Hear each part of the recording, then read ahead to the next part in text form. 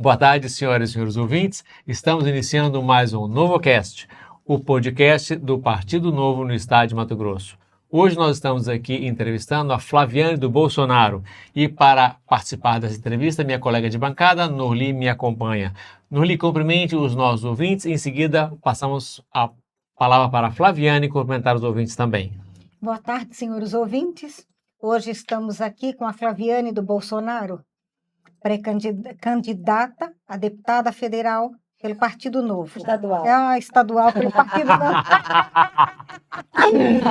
Vocês queriam, mas não foi. Valeu, tá curtindo. Flaviane, cumprimente os nossos telespectadores, ouvintes, né? Nós somos telespectadores, né? Olá, patriotas. Muito prazer, nós estamos no Novo, que é uma geração que vai revolucionar. E você que é de esquerda, o pesadelo da esquerda acordou. Tá aqui. Sigamos bons. Flaviane, fale um pouco sobre a Flaviane do Bolsonaro. Quem é a Flaviane do Bolsonaro? Vamos lá. É a pergunta que todo mundo pergunta, da onde que surgiu esse Flaviane do Bolsonaro? Vamos no nascidouro de tudo. Não, mas eu antes queria saber quem é você. Ah, quem é? Quem É, Ah, eu quero que você fale da sua vida. tá bem. Flaviane é uma mulher guerreira, destemida. Já fui mãe solo. Hoje estou casada com meu esposo, que tem meus filhos como fosse o pai mesmo. Então, eu sei o que é ser uma mãe solo, sei que é uma família. Eu preservo muito a questão de família. Sou mãe de 3 filhos, uma menina de 12 e outro menino de 8. Inclusive, que ele nasceu em 8 de janeiro, que vai ser o dia do patriota. E a minha menina, que vai fazer 18 anos semana que vem. Sou advogada especializada em direito agrário, previdenciário e o agronegócio. Já fui também agricultora por 10 anos. Então, eu conheço a vida de agricultor em loco. Eu sou aquela advogada especialista que vai lá comer a marmita no meio da roça com o agricultor, conversa com o peão, vê como que está. Sei como que funciona todo o mercado nacional e internacional do agro. Já recebi homenagem referente ao direito agrário a nível estadual, nacional, e agora em novembro eu vou para o BI. Vou receber na República Dominicana, pela segunda vez, homenagem pela advocacia do direito agrário.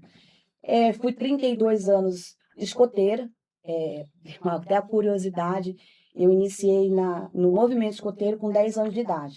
Meu irmão, hoje atualmente, ele é coronel da polícia, que inclusive chama Flávio. Minha irmã chama Flávia. Era ali no grupo escoteiro Jeca, Centro-América, ali no Porto, no Sesc. Todo mundo, acho que foi escoteiro, conhecia esse do Sesc. Lá era atividade tão somente dos meninos. E eu sempre fui aquela espuletinha. E para falar a verdade, assim, eu acho que eu nunca nem comecei a andar. Eu acho que eu comecei a dar salto mortal depois andar. Eu pegava e sempre fazia saltos mortais, pegava e corria. Aí os meninos faziam as atividades escoteiras, eu ficava, puxa, chefe, deixa eu fazer, eu sei fazer, deixa eu fazer. Eles não deixavam, não, é atividade de meninos. As meninas não podem, as meninas não conseguem. Como que não? Fala, deixa eu fazer que eu vou fazer. E isso foi praticamente um ano e meio, começaram outras meninas a ficar só olhando, era olhômetro. Isso foi em 1990, para você ver, bolinha, no grupo 01 do Mato Grosso. E aí, por fim, a Flaviane ganhou no cansaço. Em 1992, eu fiz a promessa escoteira, fui a primeira monitora da primeira patrulha do primeiro grupo do estado de Mato Grosso. Então eu fui escoteira, aí eu fui guia, que é a segunda por idade, que vem Lobinho, que começa de 6 anos e meio aos 11, e dos 11 até os 15, dos 15 até 17, 17 até 21 e 21 até eternamente. Tem escoteiros que têm 70, 80 anos de movimento escoteiro. Eu participei, eu iniciei com a idade do Lobinho, porque mais não tinha Lobinho, que é piquitinho, e aí eu fui diretamente para o ramo escoteiro. Do escoteiro, fiquei como guia, fui pioneira, e fui escotista. Escotista, ele desmembra em 2 partes, que trabalha diretamente com o jovem e diretamente na parte administrativa. Se perguntar, Flaviane, qual que é a parte que você mais gosta? Eu gosto das crianças. Fala assim, pode adulto não gostar de mim, mas as criançadas, adolescentes me adoram, me amam mesmo, porque eu brinco, vou, ensino, faço comida sem panela, fogo sem fósforo, fogo com perdeneira, com gelo, com espelho, abrigo de sobrevivência. Então, assim, literalmente, se cair no avião, vem para o meu lado que eu garanto sobrevivência. E aí, o que aconteceu? Eu participei do movimento escoteiro, trabalhava na parte de diretoria. Flaviane, você gostava de participar da parte administrativa? Eu vi que era um mal necessário. Eu via necessitava de ter pessoas na administração. Isso não no grupo 01, eu fui a primeira presidente mulher desse primeiro grupo de Mato Grosso. Fiquei em 2 mandados como na diretoria da região escoteira. Participei do jurídico da Nacional. Participei do Mensageiro da Paz, que é a nível internacional, porque quem não conhece escotismo é o maior movimento infanto-juvenil do mundo, que surgiu do militarismo, por Robert Stephenson Smith Vanderpool. É um inglês que via as crianças e adolescentes perdidos na rua e falava: o que eu vou fazer com essas crianças? Vamos aplicar disciplina, patriotismo, ética. E ele era filho de um pastor. E a questão justamente da questão de Deus. Tanto que é Deus, pátria, o próximo, o maior protege o menor e a grande fraternidade mundial. Isso que é o princípio no mundo todo que se fez. Para não delongar tanto a questão do escotismo, hoje eu estou afastada desta associação que é a maior do Brasil. Por quê? Militância. Porque trata de uma instituição que é para ser apartidária, mas infelizmente até bandeira do Brasil, a nossa logo era verde e amarela, mudaram até para vermelho. Foi na época de Covid, queriam tirar Deus dos princípios, que está dentro da principiologia, da base, do fundador do escotismo. Mas por que quer tirar? Para fazer inclusão.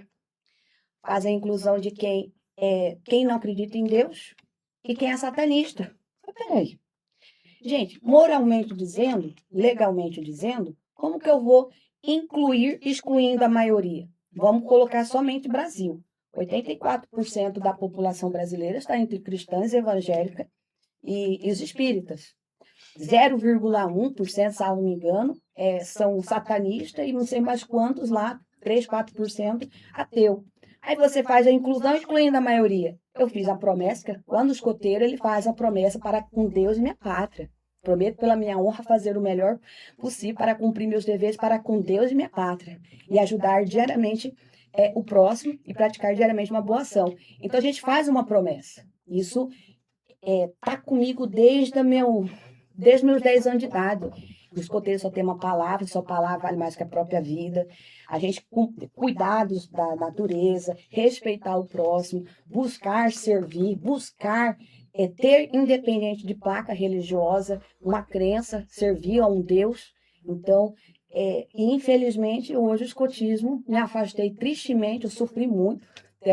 Teve pastores que acompanhavam na minha casa que eu chorava. Eu falava: não acredito, gente, tanta coisa para fazer e o povo tirando Deus dos princípios. Por que não vão carpir um lote, né?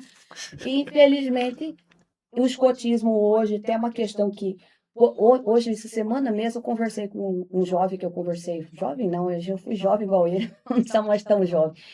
Eu falei: você sabia que tirar escoteiro da pátria, que é o insígnia maior, de nível maior da tropa sênior? Aí falou: por que tirar, Flaviane? Porque o nome vem patriota, escoteiro da pátria. Olha só a questão.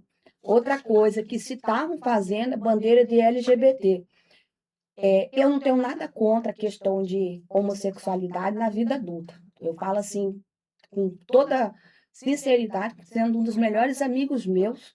Ele é homossexual, casado com outro homem, de direita, patriota, de um tanto que você não imagina.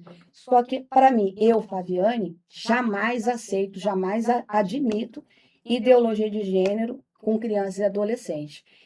Essas crianças e adolescentes não têm capacidade biológica, técnica, financeira e nada, estrutura para fazer. Você não é menino e menina, você pode ir no banho de menino, menina. E olha só, gente, acho que a palhaçada que tá é de rir, mas eu já chorei muito, Carlos. Eu já chorei muito com essa questão. Então, assim, no movimento escoteiro, acabaram e destruíram o escotismo por conta disso.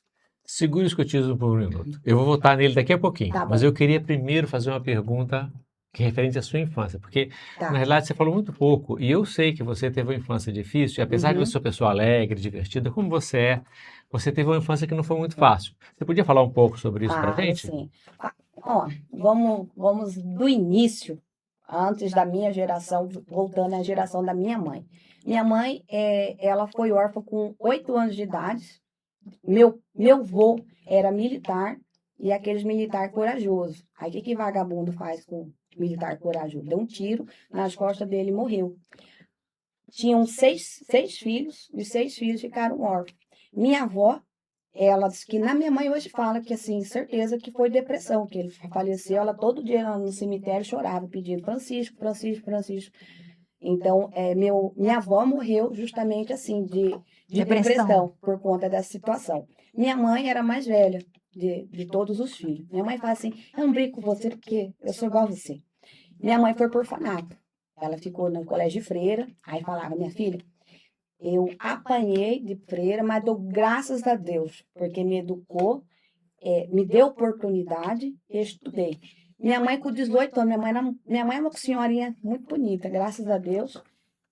De direita, pensa, esses 2 lados dela é de direita, não tem nem lado que é de esquerda, de tanto que direita que é. Aposentada, todo dia tá lá, ó, só assistindo todas as notícias, quer saber, pergunta pra mamãe. Aí mamãe, ela com 18 anos, uma mulher linda, bonita, apareceu meu pai. Feio que dá dó, coitado. Falou assim, quer namorar com você. Falou, só se for para casar em 2 meses. Porque eu nunca tive família e eu gostaria e almejava ter uma família. Aí o golpe tá aí, cai quem quer. Meu pai era alcoólatra. Minha mãe descobriu no casamento. Ela ficou aproximadamente 10 anos com meu pai, e meu pai agredia. Pra você ter uma noção, a recordação que eu tenho do meu pai, eu nunca vi ele sóbrio. Ele faleceu em 2017, eu nunca tinha visto ele sóbrio. Nunca, em nenhum momento na minha vida eu vi meu pai sóbrio. Nunca participou de nenhuma data comemorativa. E minha mãe é a mulher mais fantástica do mundo. Ela tinha tudo para dar errado. E o que ela fez? Formou 3 filhos. Meu irmão, coronel da polícia, formado em direito, advogado, piloto de helicóptero, ele que fundou a base do seu pai lá em Sorriso. Hoje está trabalhando aposentado numa empresa multinacional como gerente, que leva alimentos para indígenas e médicos, e também contra os tráficos que existe. Se trata diretamente de segurança pública. Ele fica 15 dias aqui e 15 dias lá no Pará, entre Pará e Amazonas. Minha irmã também, Flávia. Criativos. Super criativa, mamãe, né? Minha irmã também coronel da polícia. Detalhe, meu irmão, acho que tem umas 8 pós-graduação também. Então, minha mãe, ela pegou e ela fala assim, minha filha, um dia eu estava passando na frente do hospital e eu vi que tinha lá uma questão de concurso. Eu falei, Deus, eu preciso de me livrar desse meu marido, eu preciso me arranjar um emprego, mesmo que for para limpar a bunda de criança, de quem for. Minha mãe fez o concurso na UFMT, que é no Hospital Júlio Milho, passou, ela nem sabia que na época eles faziam o concurso, preparavam e colocavam a pessoa. E minha mãe começou como auxiliar de enfermagem, virou técnica de enfermagem, hoje é aposentada pelo Hospital Júlio Milho. Formou depois em letras pela UFMT. Enfim, minha mãe era tudo que era para dar errado, tudo que poderia existir de errado. Então, quando as pessoas falam assim, eu estou errado porque eu não tive oportunidade, e eu falo assim, tá errado. E mamãe, se perguntar, mamãe nunca fez a gente ficar contra a pai, ela sempre fala, respeita teu pai, independente é teu pai, mas estuda, minha filha. A única coisa que eu posso te dar hoje na vida é estudar. Eu estudava, gente, de manhã, à tarde e à noite. Estudava muito, dedicava a isso. Estudei em escolas públicas, com exceção a primeira série, que até por coincidência, a primeira série que eu estudei nos colégios adventista, e o 3º ano de 2º grau eu estudei no internato adventista no Chile. E o curioso, eu estava até conversando com o candidato aqui, eu falei, gente, você sabe como que eu aprendi espanhol? Se eu falar para vocês não acreditam. Conta lá, vamos ver. Então, vamos lá. Quando eu fui para o internato adventista, uma prima minha me deu uma Bíblia em português. E eu cheguei lá no internato e me deram uma Bíblia em espanhol. A mãe falou, você quer ir? Você vai. Só que tu reprovar, eu te mato. E minha mãe ia bater, porque ela é daquela, ó. E hoje, se fosse hoje, o conselho tutelar vinha, mas a mamãe dava taca mesmo, se tirasse bomba. Aí eu falei, Jesus amado. Primeiro dia de aula, professor dando aula de inglês, de inglês falando espanhol. Eu não falava nada. Até hoje eu não falo nada de inglês. Eu falo yes, no, hot dog, hotel e táxi. Então, básico só, esse é o meu inglês. Eu falei, gente, como que eu vou passar aqui. Aí eu peguei, eu acho que uma iluminação de Deus. Você tem uma Bíblia em português, você tem em espanhol. Aí no internato, como era muito frio, o Chile ele é ser um rabinhos. Então, É. é bem aqui a subpolar. Estava em Los Angeles, região de Bilbil.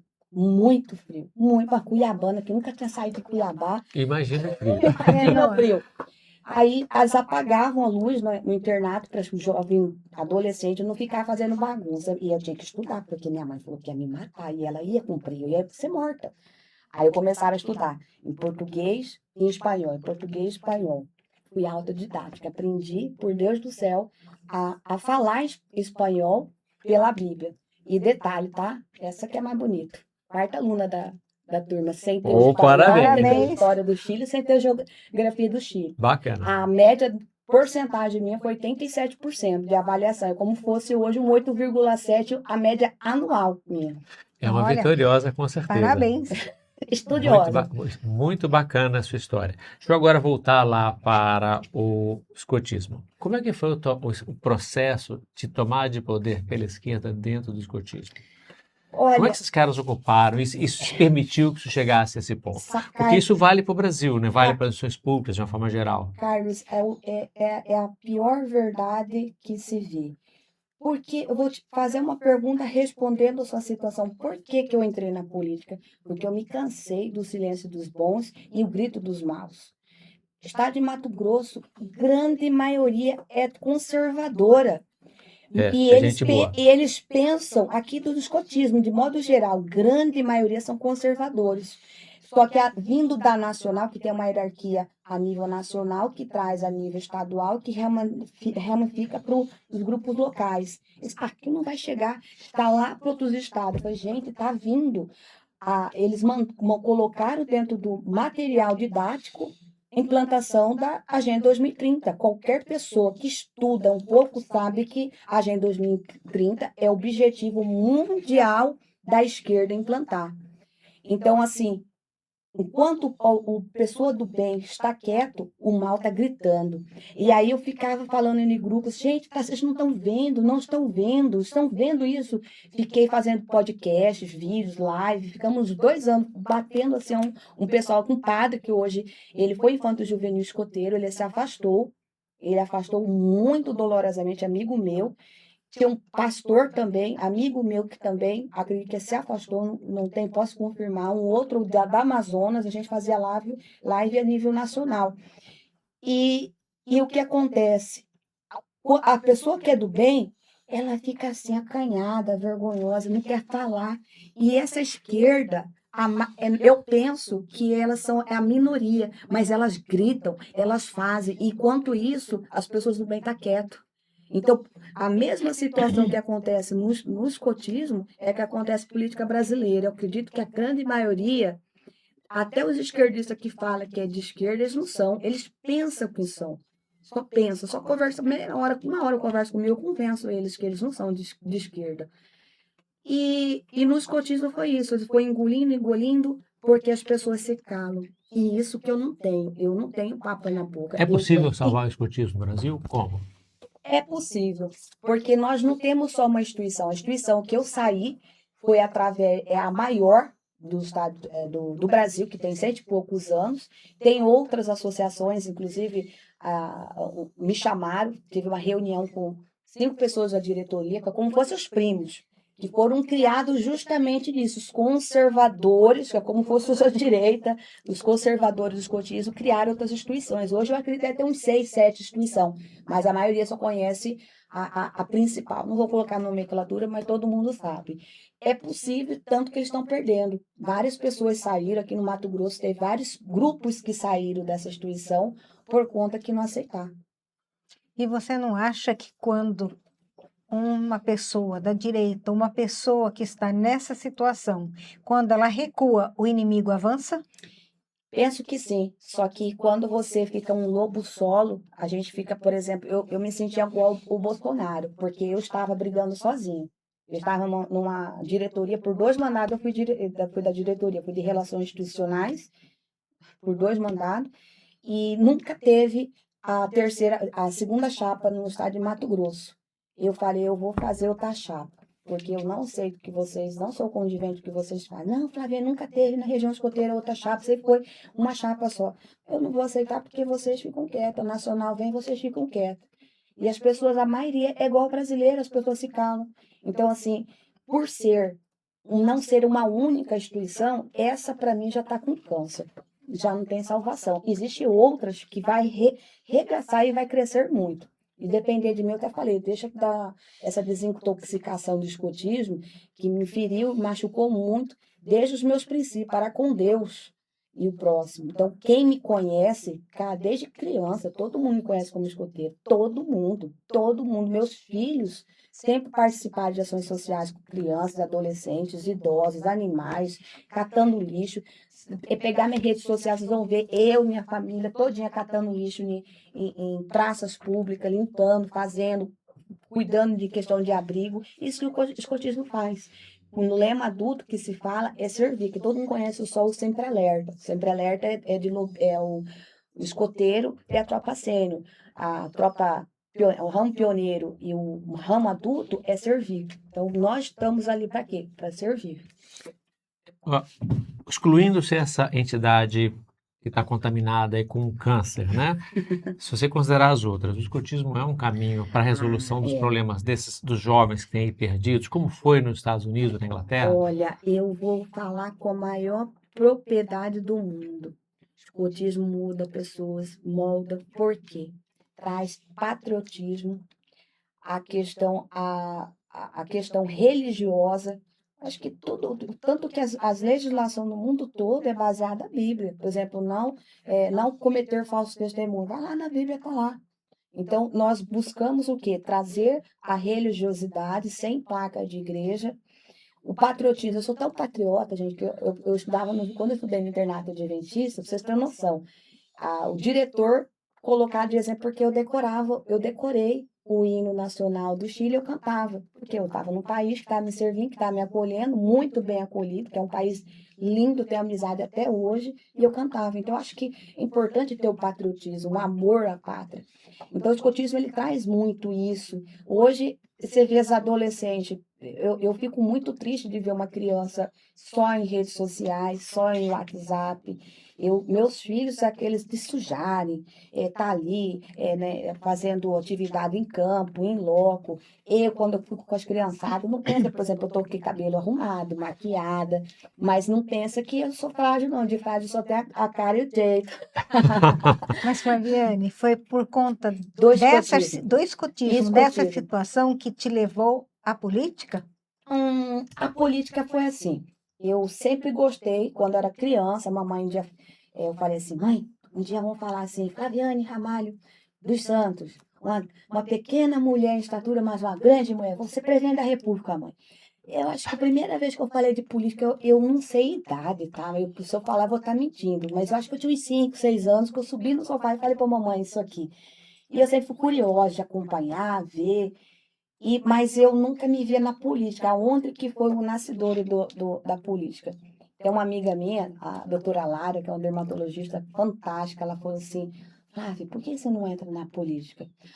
Política não tem tempo. Eu falei, Flávia, você não vê que as pessoas têm o preconceito de colocar política só tem gente ruim, mas isso, na verdade, foi implantado pelos ruins, para os bons não entrarem. Então você precisa, porque você tem argumento, você é inteligente, você tem solidariedade, compaixão ao próximo, você sempre teve nisso aí, a gente precisa de você. Aí ela, como tivesse uma chave em mim ter virado, falei, mas não é verdade? Eu acho que é mesmo, acho que eu posso contribuir. E aí vem a questão de servir. Eu não estou por conta de salário, eu não estou por conta de status. Como voltando um pouquinho na história, eu fui uma menina pobre, graças a Deus, eu nunca imaginei chegar onde eu cheguei. Não foi por causa de mãe rica nem marido rico, foi fruto do meu trabalho. Então, tecnicamente dizendo, profissionalmente dizendo, eu estou muito realizada, muito satisfeita.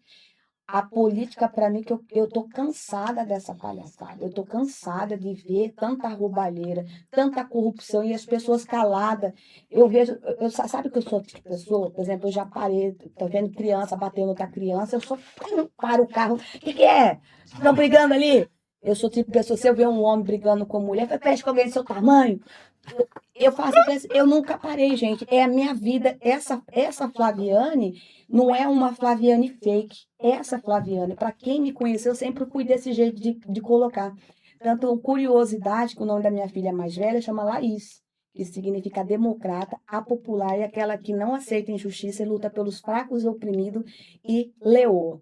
Então, veio da onde, daqui da vontade da mãe E que como queria. você chegou ao novo? Pois é. O novo foi o seguinte: eu estava no PL Mulher, eu estava como vice na Sapezal, e eu tinha conversado, eu quero sair como candidata, tinha conversado com o pessoal do Novo. Aí chegou a Ananias e falou, Flaviane, ó, não tá lotado, mas a gente vai estar de casadinho com o Novo, e é um partido bom de direito, você vai gostar. Vem para lá. Aí eu falei, eu não quero, eu não vou, acho que eu não vou, não. Não, vem para cá. Deixa eu ver aqui esse negócio do Novo. Eu comecei a investigar do Novo. Eu falei, cara, atenção, uns caras bons, hein? Acho que é um time bom. Eu realmente, o Novo, eu fui estudando ele. Aí passou um pouco, Eliseu, o deputado ligou para mim, o deputado Eliseu ligou para mim. Falei, a gente precisa de você, tá. Aí, era no último dia de chá. Eu falei, tô dentro, então tá bom. Aí, quando teve a reunião, onde vocês ganharam meu coração, inclusive vocês dois juntos, teve a reunião do partido, e eu já é a terceira vez que eu estou saindo como candidata.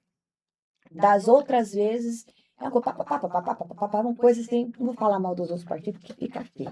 Mas, enfim, aí a hora que eu ouvi vocês falando, ó, Partido Novo, é um partido que já olhou vocês, já olharam a rede social de vocês. E vocês não podem ser incongruentes do que se prega no Novo. Se você fala que é de direita e é a favor do aborto, se você está na pré-campanha, se você está na campanha, se você está na posse, você está fora, porque não aceita. Eu falei, esse aí. Porque para mim é 880. Eu falei, esse povo é bom. Aí foi essa questão de corrupção. Se vocês falam que é de direita, vem essa questão de corrupção, se está no Novo, a gente não aceita. Aí eu falei, rapaz, eu fui até a Nerli que pegou e falou, se falou um pouquinho, o cara, eu falei, gente, eu tô no meu lugar. É aqui mesmo, porque é 8,80. Então, assim, o bom, sabe? Eu fiz um podcast já até em Nova Olímpia, e a pessoa falou, nossa, o Novo é bom porque não tem nenhum escândalo do que se fala no Novo.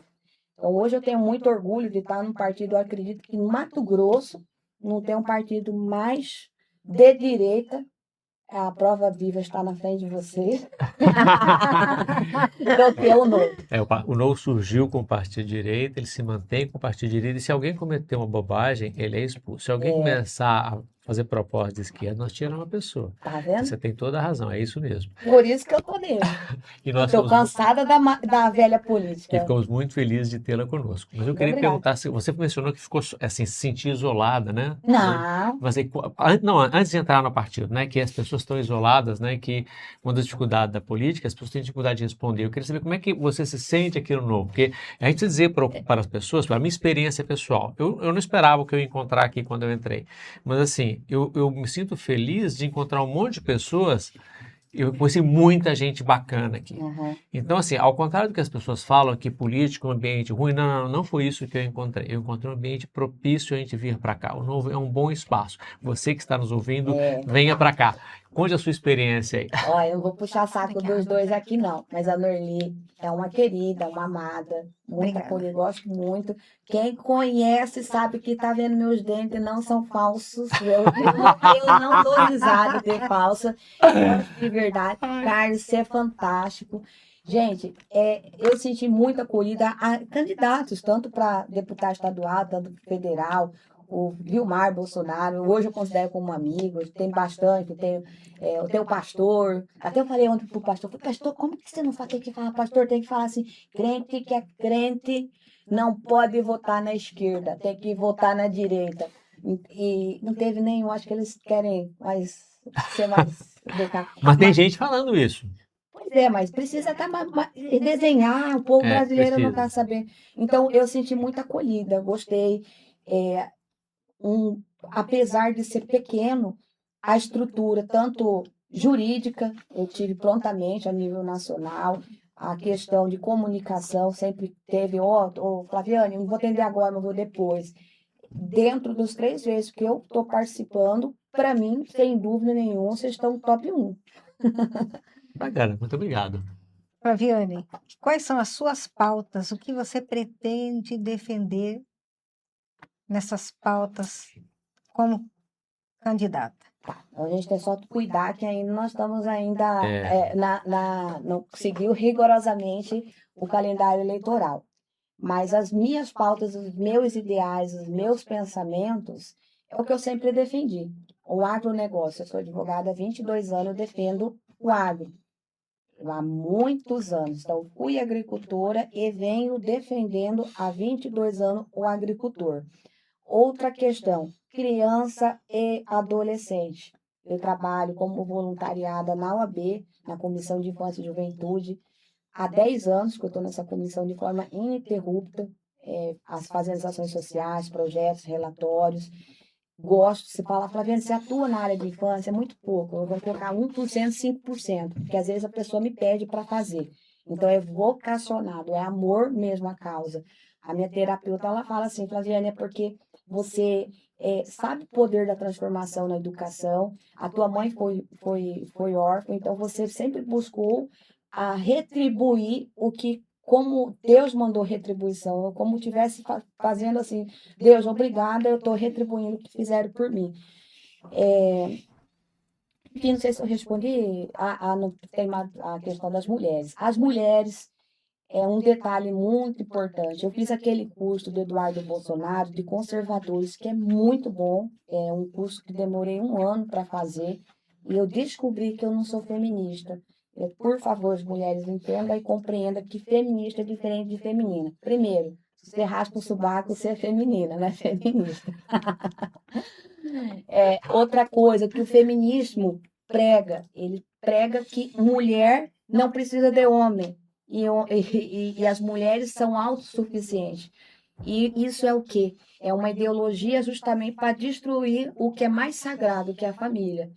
Hoje eu tenho essa cabeça de ter estudado, eu não quero ser homem, eu quero ser mulher. Eu não quero substituir o lugar do homem, cada um tem a sua função, desde como pai, o pai não substitui a mãe, nem a mãe substitui o pai. A gente, pela psicologia, prova que fica justamente buraco, trauma de crianças que não têm um contato com o pai ou com a mãe.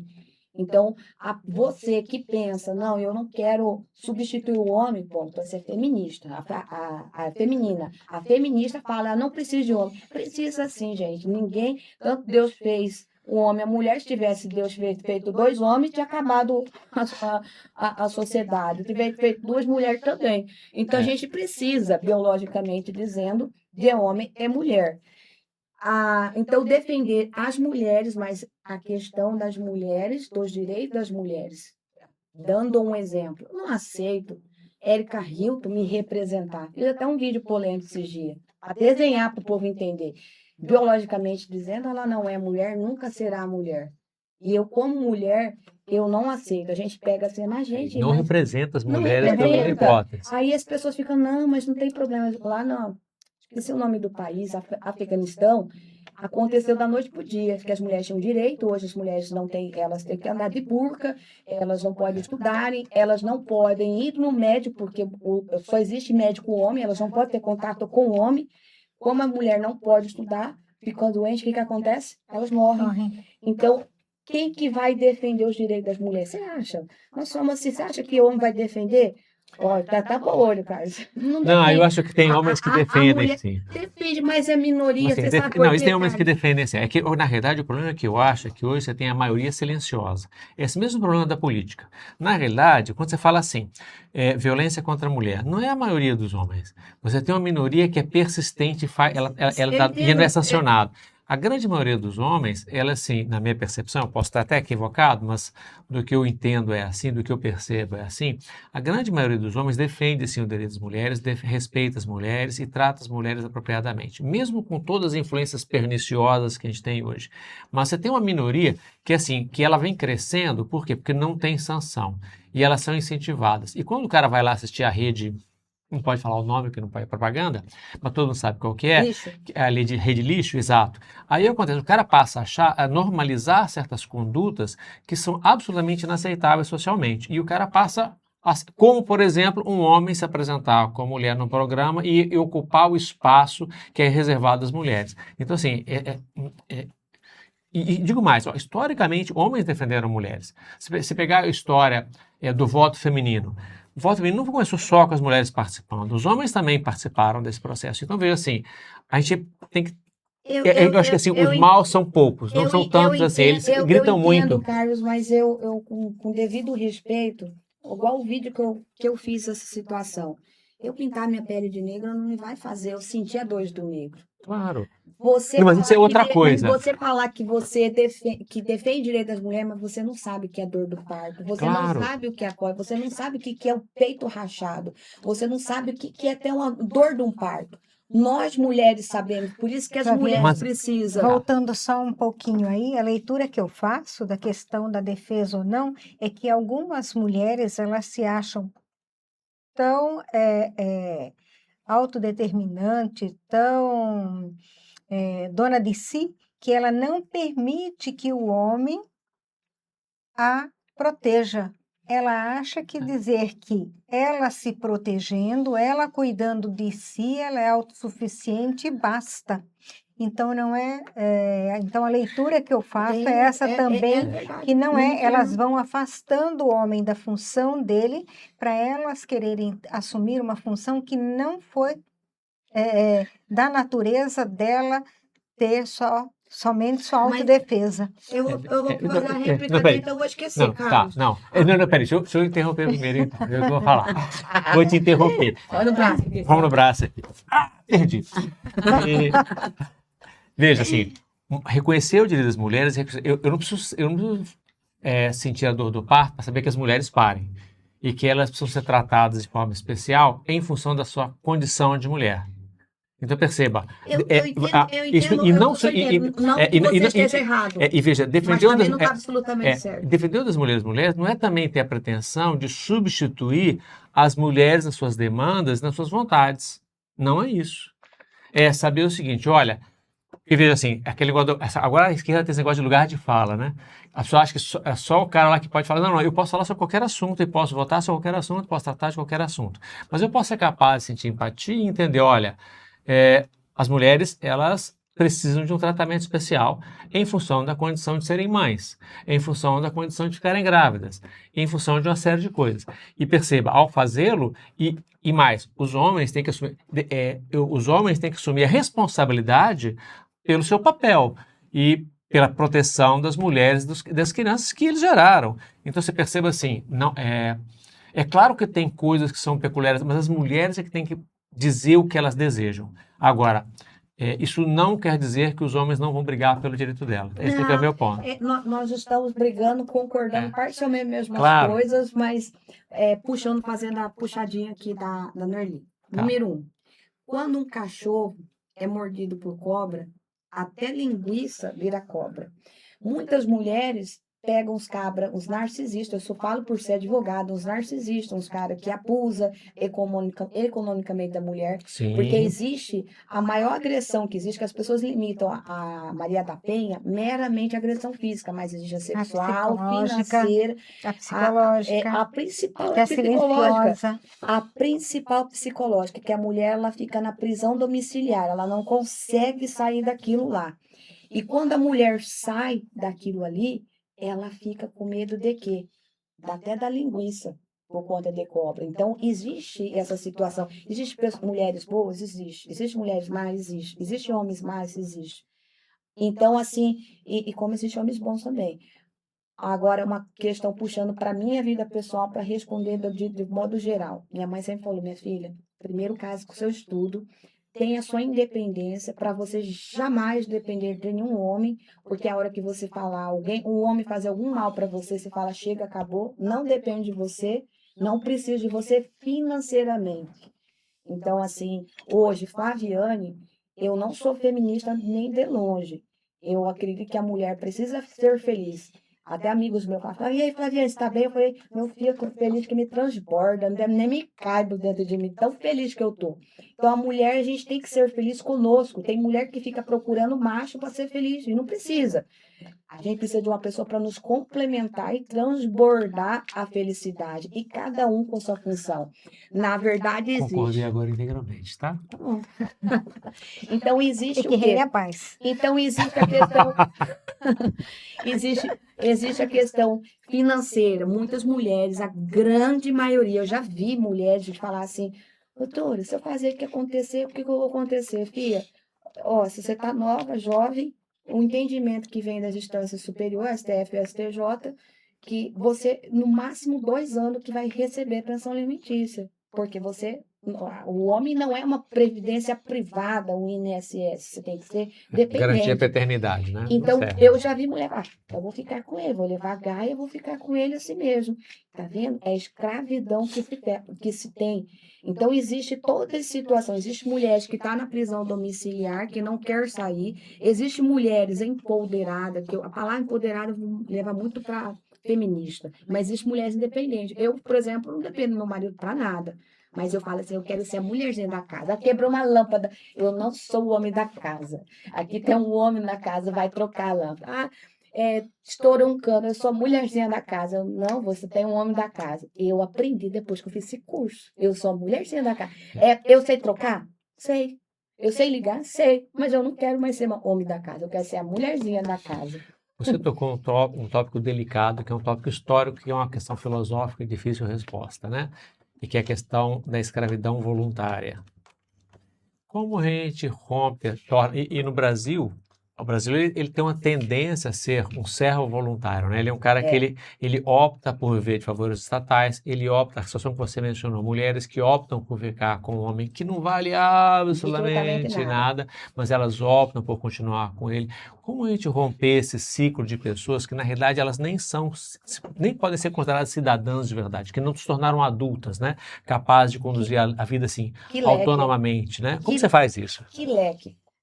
Eu já começo a tentar explicar que é uma questão muito complexa. A gente ficaria, acho que, 3 dias para debater essa questão. Mas eu acredito que mais falta no Brasil, por Deus do céu, é o conhecimento jurídico. As pessoas não sabem seus direitos nem seus deveres. As pessoas precisam buscar conhecimento. Gente, a Constituição Federal, ela diz, o poder emana do povo. Existem os 3 poderes, legislativo, executivo e judiciário. Se perguntar, acho que para 90% da população brasileira não sabe qual é o papel de cada um. As pessoas têm que procurar, siga nas redes sociais que eu explico direto, olha, legislativo é para criar leis, municipais é o seu vereador, mas ele também serve para fiscalizar quem? O prefeito. Legislativo, a nível estadual, legislar, criar leis e fiscalizar quem? O governador. Aí vem nas 2 esferas, o Senado e deputado federal, também criar leis e também fiscalizar quem? O governo federal. Mas qual que é a principal hoje que eu penso a nível de legislativo? É o Senado, que hoje que ele serve para fazer o quê? O impeachment. Então, os bunda mole ali não dá de colocar no Senado, porque precisa para fazer o impeachment. Aí temos o poder o quê? Executivo, que é o prefeito, aí vem o governador do estado e o presidente. As pessoas não sabem disso, é para administrar. Aí vem o poder judiciário. Judiciário vem os juízes, que é para julgar. Não existe hierarquia com advogado, juiz, promotor. As pessoas às vezes pensam que existe perante a Constituição Federal, o advogado é essencial para que haja justiça. Não existe justiça sem advogado. Nós somos super-heróis que luta e busca para fazer justiça. O juiz ele vai julgar. Aí vem a nível estaduais os tribunais de justiça, que tem a nível estadual e federal, dependendo da atribuição, e as instâncias superiores, o STJ e o STF, que hoje todo mundo brasileiro sabe, né? Inclusive, eu queria fazer uma interrupção para o minuto dos nossos comerciais. Você, nosso ouvinte, querido ouvinte, se você for eleger um senador, não eleja um que não tem coragem de votar pelo impeachment de ministro do STF. Exato. Se a pessoa que é pretenso senador, se essa pessoa ela tem vínculo com o ministro do STF, amizade e não tem capacidade, coragem de enfrentar um ministro do STF, não vote porque ele não serve como senador. Muito obrigado. Encerramos nosso comercial e retornamos à entrevista. Muito bem. Você quer perguntar sobre isso ainda? Porque eu queria mudar de assunto já. Então vou mudar de assunto. Por favor, pergunte aí, Norli. Quais os problemas? Só continuando aquele gancho. Mas não está filmando de novo? Tá filmando, não parou em nenhum momento. Aqui a gente não para, não. O comercial para, mas ele é só para a Aí me ficção. enganou. Você dá sempre tava cortada aí. Eu tô achando que nós estamos aqui, não. Não, nós estamos em tempo integral. Eu sou advogada acredita em tudo que falo. Dizem que... Eu sou defende inocente. Voltando só um pouquinho, Flaviane, agora há pouco você falando da parte do agro, quais são os problemas que você vê que é enfrentado hoje pelo agro com este governo atual? Te respondo de forma reta e objetiva. Lula, desde 2004 que eu estou advogando, passamos 2004, 2005, teve ferrugem asiática que quebrou um monte de produtor, que levou uns 3, 4 anos de crise econômica, passando sua pandemia, mas o agro nunca parou. Esses últimos 2, 3 anos está arrebentando o agronegócio Lula. E o Lula declarou, tem um vídeo até nas minhas redes sociais que ele fala que ele nunca se importou com o agro nunca defendeu ele, que ele não quer saber do agro. Mas o infeliz não sabe que a roupa que ele veste vem do agro, a maquiagem que usamos é do agro, todos os equipamentos vêm do agro. Você comeu hoje, dá graças a Deus ao agro. As pessoas têm que ter essa noção que o agronegócio está em tudo. Um país soberano, ele tem que ter um agro forte. Você que é empresário, tem uma loja, cabeleireiro, manicure, qualquer tipo de situação no estado de Mato Grosso. Olha que importante, que o Brasil, o PIB é responsável 25% a 26%. Mato Grosso é 56% a 60% responsável pelo PIB. Então, Mato Grosso vai sim, sempre sentir a questão econômica, o agro estando bem, está bem. Por que tem um monte de loja quebrando? Porque você passa, por exemplo, passa em Sorriso, Sinop, você via lojas tudo aberto, não tinha lugar para alocar. Em Sapezal também, hoje a gente vê um monte de comércio quebrado, fechado. Por quê? A cadeia do agro. O agro sustenta Mato Grosso. Então, assim, existe um manual do crédito rural que dá o direito ao agricultor a alongamento do débito rural em caso de fortuito. E o Lula, justamente com 3 pessoas da casa do Banco Central, na calada da noite, revogou esse dispositivo legal que dava o direito para o agricultor. Ele criou uma medida provisória para vetar um projeto de lei que estava justamente querendo salvar o agronegócio. Fez um projeto de lei assim, eu já fiz vários vídeos sobre isso. Na minha ótica é fake, é para enganar o produtor durante esse período que vai estar entre campanha e campanha.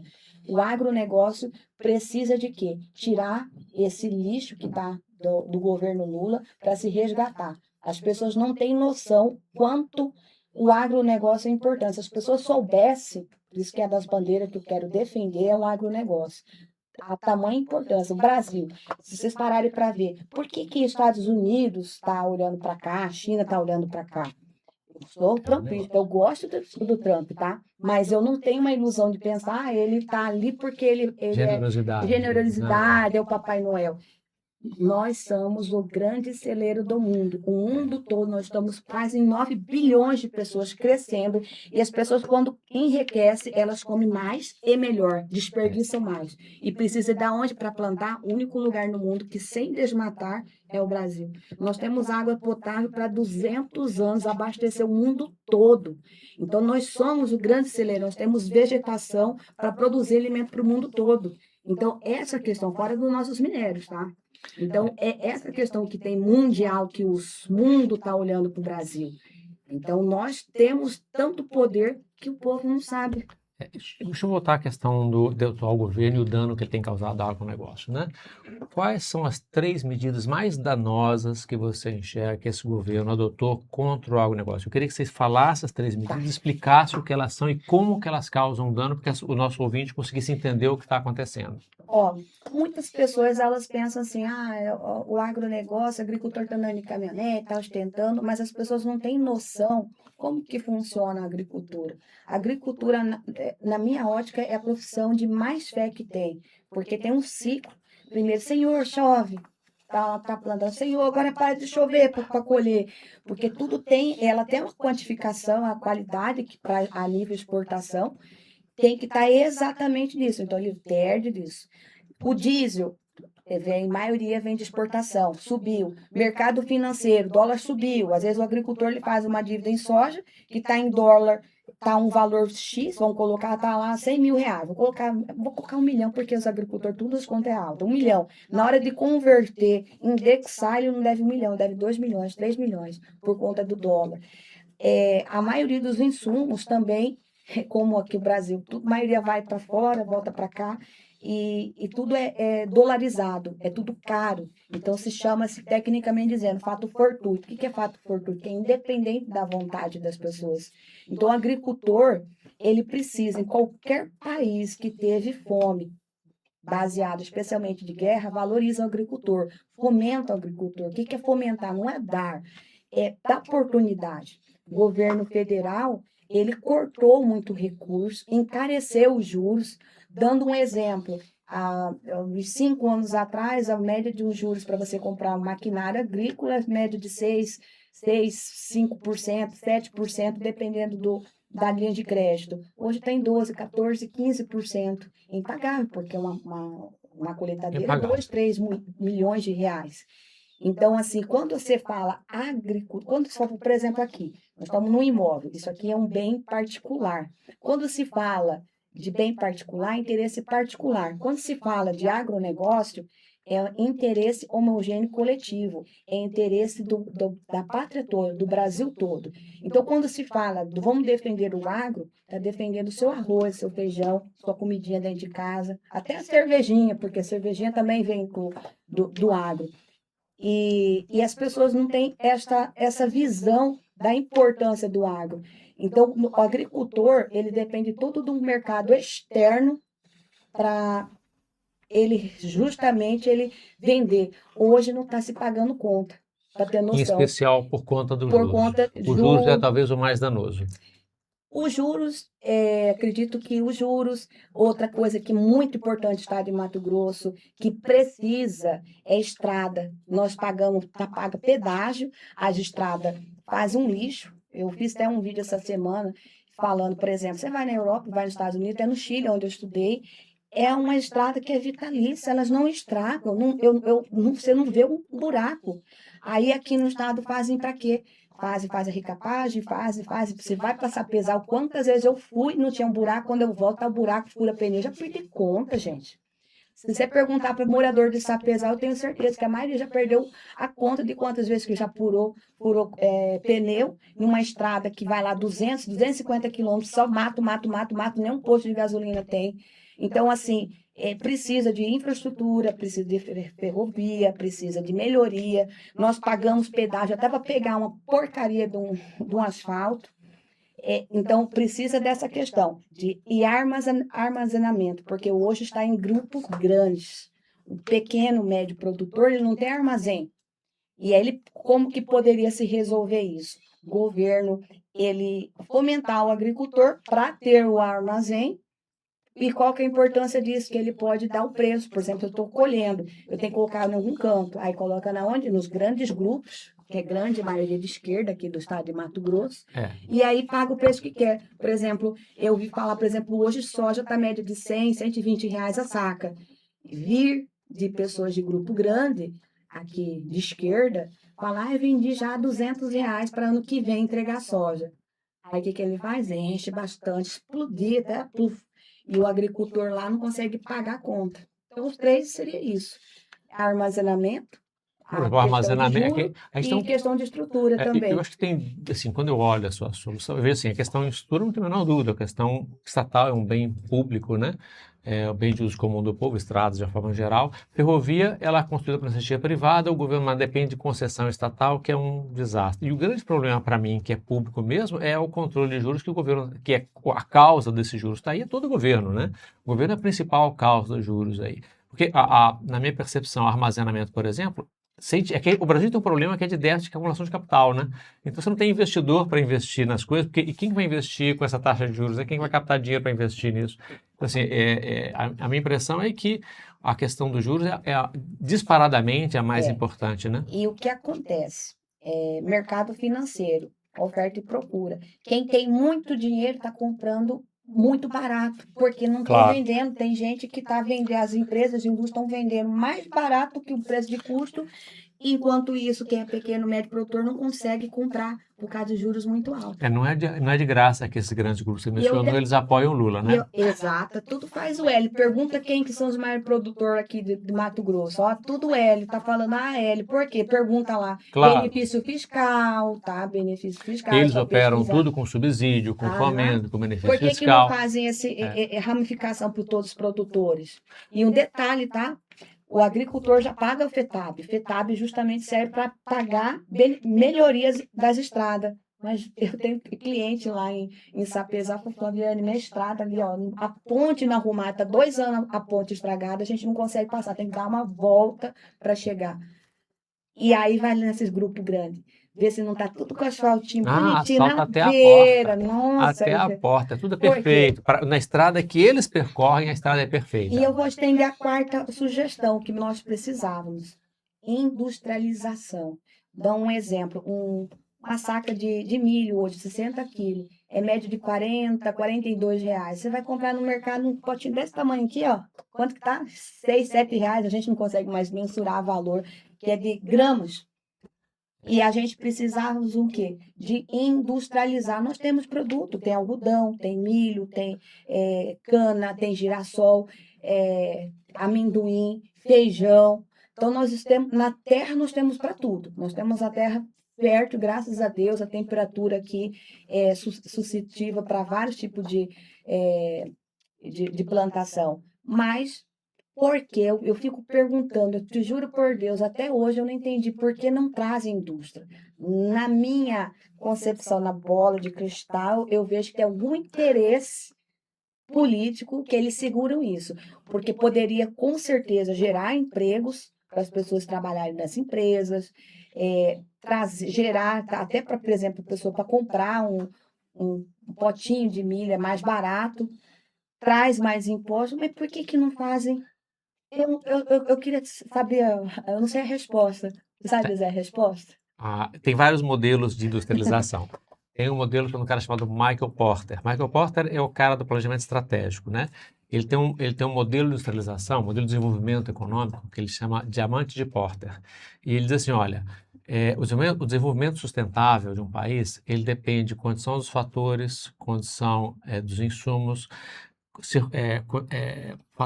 competição no mercado e fatores de competição, como é que funciona o mercado, né? E indústrias correlatas de apoio. O Estado, ele é um participante aleatório, que participa de vez em quando, assim, o papel dele é fomentar o desenvolvimento dos fatores de produção, mão de obra, tecnologia, etc., universidades, etc. Mas você tem que ter esse conjunto de fatores para você desenvolver isso e condições de mercado favoráveis. Então, por exemplo, não aparece uma indústria automobilística sem que você tenha outras indústrias correlatas para você desenvolver. Não adianta você ter os insumos, você tem que ter também... o insumo não é só terra, produção. Você tem que ter gente capacitada, gente de... Mas como que faz isso? Isso é um problema... O governo tinha que dar mais oportunidade. O governo tem um papel a fazer ali, que é dar a questão da... Embraer é um exemplo de desenvolvimento industrial brasileiro de sucesso. É um caso de sucesso, ok? O que o governo fez?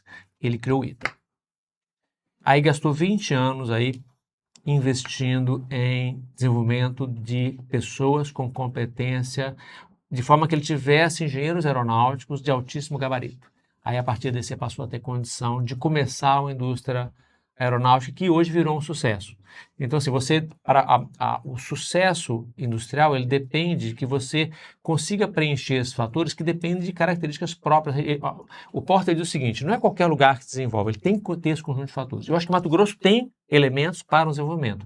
E está faltando algumas coisas que a gente precisa buscar esses elementos faltando e o parte papel política. está faltando, por exemplo, as nossas universidades, elas estão enxergando os problemas de Mato Grosso. Quando você olha para o FMT ou outra O universidade, FMT tá militância, tá é, virando um clube de maconheiro. ela tinha que ela está formando o cara que é o especialista para a próxima etapa do processo produtivo que a gente possa desenvolver. Então, assim, a minha percepção é que não. E Eu assim, gostaria de fazer um puxadinho aqui, até tá, para por favor. tirar a questão dos ambientalistas, porque você falou, tem que cuidar das gerações futuras, meio ambiente. Presta bem atenção, ambientalista. Todo produtor que planta no Brasil, planta em qualquer lugar do mundo, de tão severa que nossa legislação, de tão severa. O problema que nós temos é uma má gestão, a SEMA. Eu já tive clientes que teve estar plantando na beira da colheita, de ter que estar com mandado de segurança, porque cancelou o CAR de forma sem nenhum tipo de notificação. Imagina só, uma pessoa que está lá trabalhando, sol e chuva, não manda uma notificação por mera irregularidade de transição de um sistema para outro, cancelou. Então, assim, produtor rural em Brasil, de modo geral, planta em qualquer lugar do mundo. Então, nós tratamos, preservando o meio ambiente de modo muito rigoroso. Até para tirar esse preconceito, que digo assim. Sim. E eu falo assim, até puxando um puxadinho, que eu acho que a esquerda baseia muito a questão da revolução industrial, que foi aonde fez explosão das pessoas do campo, foi para a indústria, que eles falam, fizemos uma revolução para reivindicar o direito das pessoas, não sei o quê. Olha, se for alguma coisa que a esquerda fez, aspas, bem, foi isso, porque realmente existia o trabalho insalubre, mulheres grávidas, idosos, crianças, que houve essa explosão. Dentro da história, a única coisa que se vê, porque a esquerda ela faz o seguinte, ela não está em debate, ela vem destruição. Isso que na Revolução Mas já Industrial era, teve, na né? época já era assim, é que eles distorcem os fatos. Veja, no começo do século XIX, 1800, você tinha mais de 10% da população convivendo em extrema pobreza. É. Então você fala assim, tinha salário insalubre, tinha. E antes, o que você tinha antes? Antes você não tinha nada. Você tinha posição em condição de pobreza. Então, assim, veja, as pessoas, é claro que houve abusos, que tem violação de direito, Muito. e quanto mais concentrado o mercado, quanto mais monopolista, como é aqui no Brasil, mais é o abuso daquele que detém o poder. Não é de graça que essas grandes empresas aí que você mencionou várias vezes, elas abusam de poder, só tem elas. Então, assim, quando o mercado ele funciona à medida que você começa a ter competição, porque as pessoas começam a ter competição. Exato. Porque, agora, o problema que Oferta e as pessoas não procura. enxergam é que o Estado é o monopólio de poder. E o Estado tem monopólio de poder, você não pode brigar com ele. Então ninguém comete mais abuso ao longo da história. Ao longo da história, ninguém cometeu mais abuso do que o Estado. Sim, ocorreram capitalistas que cometeram abuso ao longo da sua história contra mulheres e continuam cometendo até hoje. Mas hoje, a existência de alternativas dá às pessoas a possibilidade de elas sair de um para outro. Então, a gente fala assim, o que é liberdade? Liberdade é a liberdade de você poder escolher onde você ficar preso, Exato. escravo por algum tempo. Porque, no fundo, é isso, você vende o seu tempo, mas se você não só tem um monopolista, não tem liberdade nenhuma, só pode trabalhar para ele. Então, assim, o século XIX, sim, foi um século que aconteceram muitos abusos, assim como no século XX vai sempre continuar a acontecer. Mas, em compensação, foi o século que tirou as pessoas da condição de extrema pobreza para uma condição de vida muito melhor. Agora, fazendo outro puxadinho aqui da questão de prisão. Gente, você parou para pensar que o Bolsonaro não pode escrever uma carta por conta que está vetado pelo STF, mas dentro da história, várias outras pessoas, até biblicamente, se não me engano, foi o apóstolo Paulo que escreveu na prisão. Nós estamos vivendo realmente a liberdade de expressão? Não estamos, a gente está aqui, mas a gente não pode falar realmente. Nós teríamos esse direito pela Constituição Federal, mas nós não temos realmente o direito de falar tudo o que pensamos. E por isso que nós temos que colocar pitbulls raivosos, sem vacina, lá para representar, tanto aqui no Estado, tanto lá em Brasília, de modo geral, Senado, deputado federal e para governo. A gente precisa de gente com coragem de enfrentar as questões que estão aí, né? Se nós não elegermos pessoas que têm compromisso com a mudança, a gente não consegue trocar isso aí. Você me chamou? Coragem. Isso aí. Você sabia que eu já saltei de paraquedas, fiz curso de paraquedismo? Ah, fala um pouco mais disso aí pra eu gente. fiz o, cara, a coisa mais doida do mundo. Eu fiz o curso lá em Boituva, em São Paulo, curso de paraquedismo. Aí você salta, pá! A hora que você olha, acho que é 240, 250 quilômetros por hora, você fala, Jesus amado, perdoa meus pecados, salva meus filhos, cuida dos meus filhos. É muito louco, é muito bom. Então, assim, medo a gente tem. Para Mas não tem pedir o juízo aí, né? não, tem coisa que a gente tem que ser movida, é igual a política. Você acha que não tem medo? Tem que ter medo, mas o medo não me para. A gente não pode ser imbecil. Por exemplo, quem quer fazer, pular de paraquedas, quer fazer, não seja imbecil, faça um curso no lugar Isso. correto, tenha técnica para se fazer. Ah, quer entrar na política? Não seja imbecil, de não saber nem o que é seu papel, de estar lá para não ficar igual um bocó e não ter rabo preso. Aqui, ó. Tá vendo? É isso Não aí. tenho nenhum rabo preso. Nenhum. Com É ninguém. isso aí. Então precisamos de gente que não tenha rabo preso com ninguém. Porque que às vezes coloca lá um pessoal, vamos votar em alguém lá porque é legal. Legal, você chama para sua casa, comer a pipoca, comer um churrasco, alguma coisa. Não para representar. Ah, eu vou votar em alguém, mas tem rabo preso, aquele povo lá do L. Gente, tá tudo cheio de rabo preso. Gente que é amigo de ministro do STF, vocês acham mesmo que sai para viajar, comer, faz homenagem? Vocês acham mesmo que vai derrubar os ministros do STF? Nunca. Isso. Não seja trouxa, gente. Não seja imbecil. Acorda. Mudando um pouquinho, mas já pegando o fio da meada. Sobre o Mauro. Mauro Apanhou ou não Mendes. apanhou? Ah, vamos falar, gente. Como advogado, a gente tem que cuidar muito do que fala. Mas eu vou falar minha visão como advogada, minha visão como parente de militar. Porque eu digo o seguinte, eu vivi nessa minha vida desde criança no ciclo militar. Eu só falo uma coisa, quando vem a operação, é que já está tudo amarradinho. Eles não vêm assim para fazer o plano para investigar. Então, dentro do princípio jurídico, já dá fumaça, fogo. Aonde a fumaça fogo? É culpado, é inocente? Não sei. Só sei que foram desviados aí, pago 308 milhões de reais referente ao imposto da Oi, do ICMS, num acordo que eles fizeram na justiça. E aonde que se parenta ser, segundo informações, porque eu não tive acesso ao processo, nem investigação da Polícia Federal, é que houve um desvio em duas instituições bancárias, e essas duas instituições bancárias estão ligadas a quem? Banco Master. E esses bancos, todo interligado com várias autoridades a nível do Estado, inclusive com o filho do Mauro Mendes e o atual vice-candidato do Piveta, Fábio Garcia. Fábio Garcia. Fábio Garcia também está nesses envolvidos que teve a operação de 25 pessoas. Flaviane, você está confirmando? Não estou confirmando. Não sou juiz, não tive acesso ao processo, aonde a fumaça, a fogo, mas eu digo uma situação, gente. A gente tem que tirar essa velha política. Não dá de admitir uma velha política. Gente que tem puxadinho, algo obscuro. Vocês vão colocar uma pessoa que vocês não confiam e não tem credibilidade para te representar. É como pegasse uma folha em branco de um cheque que você está dando para um candidato. Você teria coragem, Merli, de dar um cheque em branco? Nunca. Você teria, Carlos? Ih, Então, você, cidadão, tem coragem de dar um cheque em branco para um candidato que está numa operação dessa pesada, envolvida com Banco Master? Então, assim, fica ligado. Deixa eu perguntar uma coisa para você. E agora, como é que fica a campanha ao Senado do Mauro e a corrida para o Senado de qualquer forma? Como você está vendo aí essa. É complicado.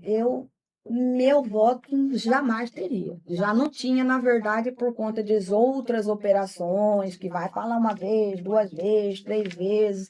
A pessoa, se é política, se eu sou política, faz, ó, tá aqui, ó. estou fazendo a minha quebra de sigilo bancário, fiscal, olha aqui meus patrimônios são condizentes com minha profissão, ok, agora não é por quê, né? A gente tem que saber essa situação. Eu faria isso se eu fosse inocente. Ó, gente, tá aqui. Por que que houve? Eu não sei até que ponto que se houve uma ordem judicial, segundo a imprensa, houve bloqueio de passaporte, bloqueio de bens, 318 milhões de reais. Então, para um juiz conceder uma decisão dessa, é porque há minimamente indício. Eu falo já como advogada. Nenhum juiz vai conceder uma ordem judicial de restrição de sair do país, restrição de comunicação entre os envolvidos, bloqueios de bens, sem ter minimamente indício. O que é indícios? É elemento suficiente para a convicção que pode ser verdade. Entendeu? Há um julgamento? Não, nós estamos num país democrata que existe o direito da ampla defesa, todos são inocentes. Para alguns. Para alguns. Você acabou de... Há pouquinho Constituição Federal. Não, segundo a Constituição Federal. Há pouquinho você mencionou um caso que nem direito de falar a pessoa tem. O câncer, nós estamos lá em cima, né? Nas instâncias superiores, o câncer está lá. Infelizmente, não se segue a Constituição Federal. Eu sou pré-socialista, eu vou baseada na Constituição Federal, que inclusive as pessoas que são contra Deus, promulgada pela bênção de Deus, está lá na Constituição Federal para esse povo satanista, filho do cão. E esse problema do STF que você mencionou, como é que a gente vai corrigir isso? Nós vamos corrigir que o próximo presidente da República, Deus quiser, no Partido Novo, eles vão brigar comigo, mas seria Flávio, nomear 4 novos ministros do STF e colocando no Senado, nós tiramos mais uns 4, aí limpa o câncer. Limpa o câncer, precisa de gente corajosa para limpar. Pelo menos. Porque hoje nós vivemos escândalos no judiciário, para onde é como fosse um pai alcoólatra e vai falar assim, não bebe, meu filho. Como que um STF vai pegar e analisar as instâncias? Hoje, por exemplo, nós tivemos um caso em Sapezal, que uma criança foi estuprada por um vizinho dentro da casa, e foi feito o acompanhamento pela polícia militar na delegacia e o delegado não fez o flagrante, liberou um vagabundo que era para ter sido castrado. Para mim tem essa questão de direitos humanos. Direitos humanos dá para quem é humano, quem é vagabundo tem que tratar igual cachorro. Então, assim, como que se trata numa situação dessa? Que não foi o erro do delegado desse Sapezal, foi um delegado plantonista. A gente lutar para a justiça, estando com um país defasado na justiça, que não temos. A questão até fazendo puxadinho de antes, Carlos. Que os homens defendem a mulher. Pois é, mas um presidente que fala, vai bater na sua mulher, mas não bate na sua casa. Aumentou o feminicídio, nunca teve. No Mato Grosso, dos campeões de feminicídio. O nosso presidente consegue atrapalhar e destruir qualquer coisa. Não, né? é o seu. Ele, nossa, não, tem toda a razão. Tem toda a razão, ele não merece esse Não nosso. é meu. Não, vou concordar. Não me Volto atrás, representa. me retrato aqui em público para dizer que não é meu também, não. O presidente daí, de sei lá quem, é um desastre mesmo. Nunca vi tanto desastre. Desgoverno, que inclusive ele foi descondenado pelo STF, pela uma equipe de lá. Qualquer bacharel de direito, não precisa nem ser advogado. Eu vou mais, bacharel de direito, acadêmico de direito, sabe que nulidade relativa, ela não pode ser arguída a qualquer momento. Somente nulidade absoluta. O Lula foi absolvido em questão de nulidade relativa, por questão de foro de incompetência, de falar que Curitiba não seria incompetente, mas sim Brasília. Então, a gente vê essa questão, que a legislação servindo para poucos. O Lula fazia entrevista, até caviar, não sei se vocês acompanharam, assistiram, foi no Fantástico, ele comendo comida lá requintada, fazendo live, postando. E o Bolsonaro hoje só está em prisão domiciliar porque está morrendo, porque acho que ele ficava com medo por conta que os países aí, o Trump está olhando para cá que está acontecendo. Graças a Deus, eles ficaram, acho que meio magníficos.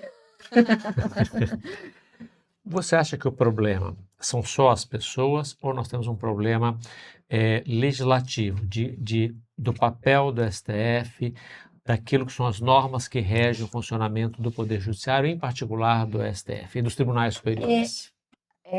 Boa, excelente pergunta. Você vê como que nós teríamos que mudar essa legislação. Me diz como que o Poder Judiciário vai fiscalizar o Poder Executivo, no caso o governo federal, se ele é nomeado pelo próprio abençoado. Vai lá ver no STF quantos que foram nomeados por Lula. Lula está lá, é o terceiro mandato que está ali, tudo com o rabo preso. Tinha que mudar isso, teria que pessoas ir por meritocracia, isso que a direita prega, meritocracia, não indicação.